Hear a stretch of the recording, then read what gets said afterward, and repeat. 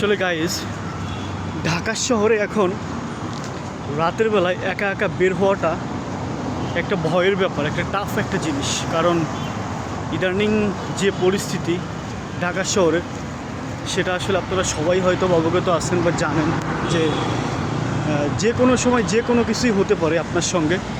তো সেই ভিত্তিতে বলছি আমি। তো এখন বাজে হচ্ছে রাত প্রায় 11:30।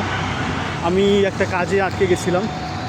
তো আমি এখান থেকে এখন বাসার দিকে যাচ্ছি। হ্যাঁ, তো আমি কিন্তু রাস্তায় একা একা হেঁটে যাচ্ছি, আমার আশেপাশে অতজন মানুষ বা লোক নেই। তো আমি একটা জিনিস মাথায় আসলে চিন্তা করলাম, তো আপনাদের সঙ্গে বিষয়টা আসলে শেয়ার করলাম যে আসলে যে কোনো সময় আপনার লাইফে যে কোনো কিছুই হতে পারে।